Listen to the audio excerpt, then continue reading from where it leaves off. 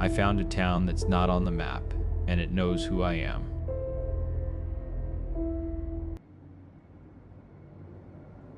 The last real thing I remember is the smell of rain on hot asphalt. I'd been running on fumes for 6 years, chasing a promotion I didn't even want. My boss, a man with the soul of a spreadsheet, saw the cracks forming. He told me to take 2 weeks, mandatory. Go see your folks, he said. Get your head straight. So I did. I packed a single duffel bag, left my work phone on the kitchen counter, and was gone before the sun even thought about rising. The first 6 hours were a blur of cheap coffee and crackling classic rock radio. It was perfect. Freedom tasted like burnt diner coffee and smelled like diesel fumes. The highways eventually bled into 2-lane country roads that snaked through forgotten fields and thickets of dark green pine. My phone screen went black hours ago, no signal. I didn't care. I had a paper map and a full tank of gas. That's when I saw the sign.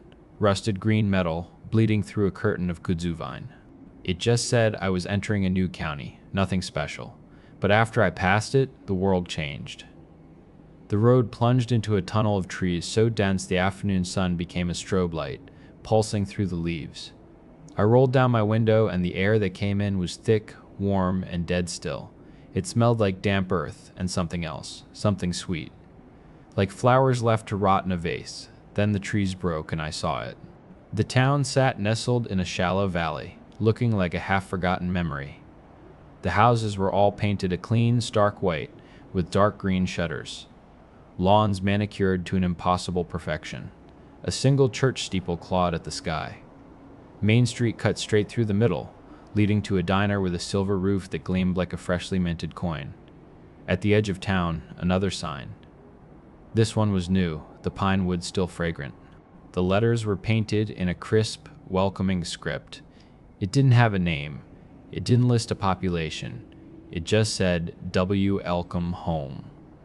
I slowed down, a smile pulling at my lips. It was weirdly charming. A pocket of the world the 21st century had missed. A few people were outside. An old woman tending to a garden, a man on a porch swing. They all stopped what they were doing and watched me drive by. I couldn't make out their faces, but I felt their smiles. It was like they were expecting me. The diner was the only thing that looked open. A single neon sign in the window hummed a low, tired tune. I hadn't eaten in hours, so I pulled into the empty lot and went inside. A little bell announced my arrival. The air was heavy with the scent of coffee and old grease. The place was immaculate. Gleaming linoleum floors, red vinyl booths without a single tier, framed photos of what looked like town parades from the 1950s. A woman behind the counter looked up.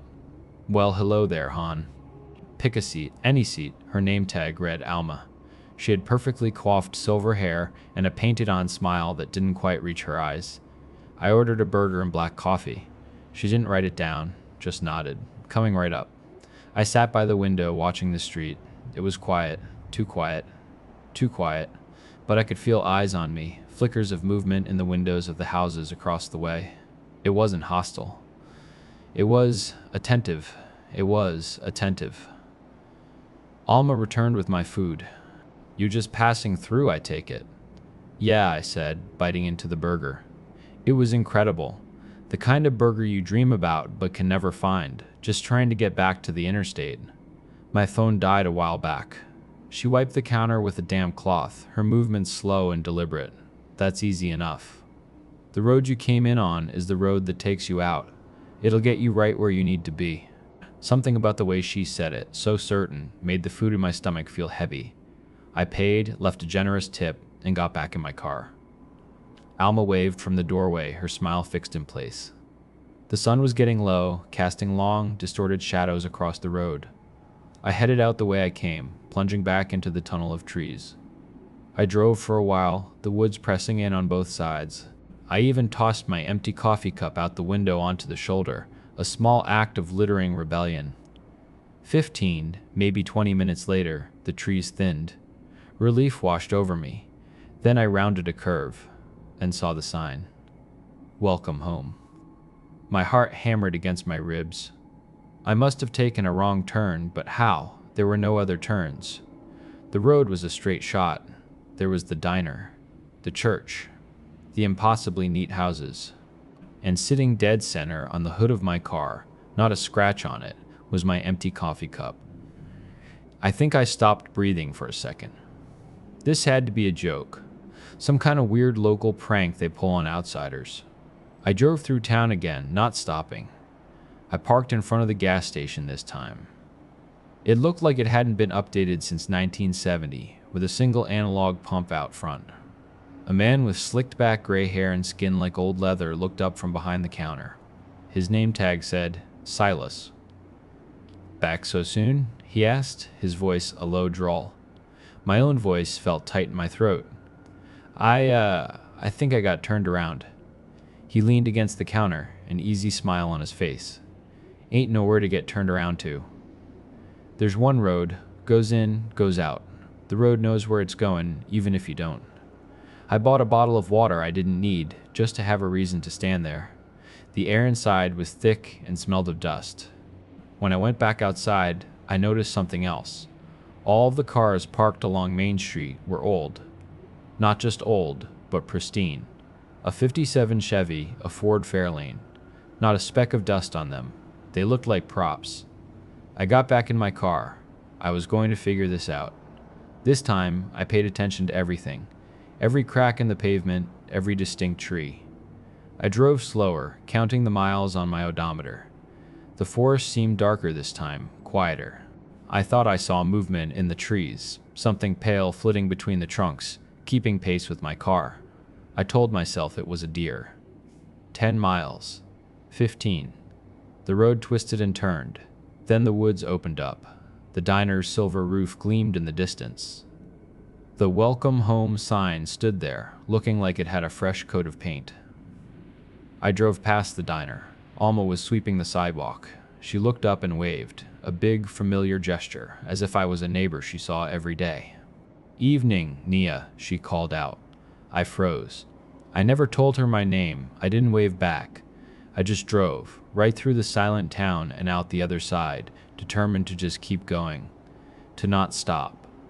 But every road I took, every dirt path that branched off, just circled back. They ended in fences, or dense woods, or just gently curved back towards the steeple I could always see, no matter how far I went. My gas needle dipped below half. The thought hit me like a physical blow. I could run out of gas here. I pulled over by the church, the engine idling. I buried my face in my hands. What the hell was happening? A knock on my window made me jump so hard I hit my head on the roof. He was a man in a tan uniform, a sheriff's star pinned to his shirt. He was a big man, with a kind face and a thick mustache. Everything all right, miss? You've been driving in circles for a while now. I spilled the whole story. The loops, the coffee cup, Alma knowing my name. He listened patiently, nodding, a sympathetic look on his face. Happens sometimes, he said, his voice calm and reassuring. Folks get a little lost out here. These old roads can play tricks on you. Tell you what, you just head back the way you came. About 5 miles out, you'll see a pair of old oaks that were struck by lightning. Just take the left fork there. It'll put you right on the highway. A left fork? I didn't see any fork, he chuckled, a low, rumbling sound. You will now. Sometimes you have to know what you're looking for before you can see it. I wanted to believe him. I needed to, so I thanked him and started the car. As I pulled away, I saw him in my rearview mirror, standing in the middle of the road, watching me go. I drove into the twilight. The sky turned a bruised purple.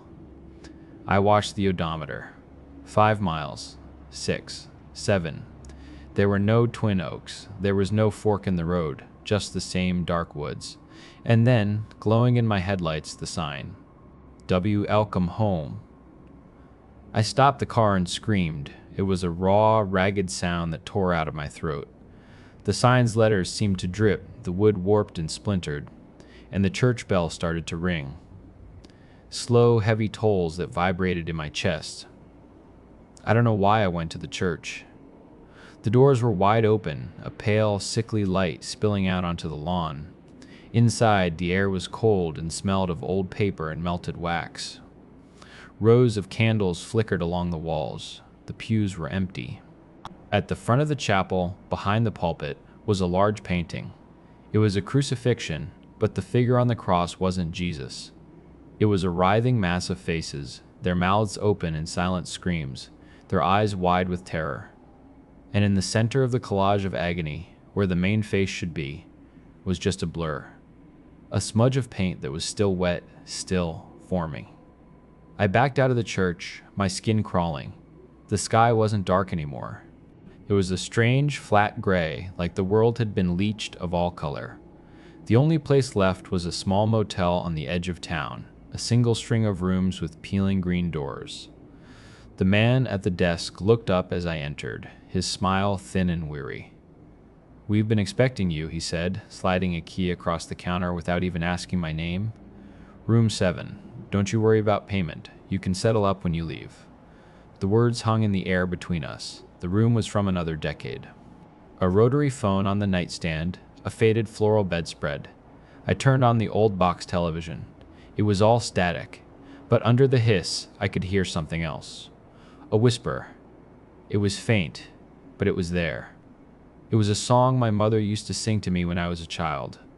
A lullaby no one else in the world knew. I slammed the TV off.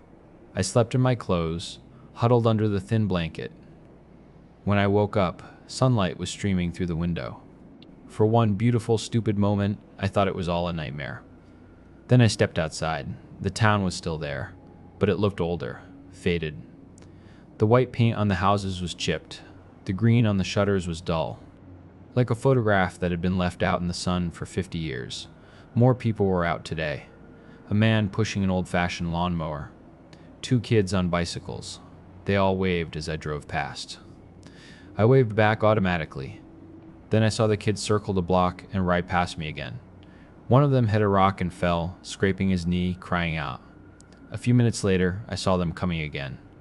The boy rode past, his knee perfectly fine. Then he hit the same rock, in the same spot, and fell in the exact same way. They were all looping. They were all stuck. My car seemed to pull itself into the diner parking lot. Alma was inside, wiping down a table.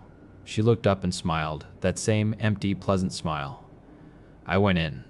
"Good morning, Nia," she said. "Coffee's fresh." My voice was a croak. "How do you know me?" Her smile didn't change, but her eyes did. For just a second, they looked ancient, hungry. "Why would you want to leave family?" she asked, her voice soft and full of something terrible. I left the diner. I got in my car and just drove. I turned on the radio. Static. Then a voice emerged from the white noise. My voice. It was a recording of me from years ago, talking to my dad on the phone, laughing. "Don't go, Nia." The voice wasn't on the radio. It was in the car. It was in the air. It was the town itself, whispering with my own memories.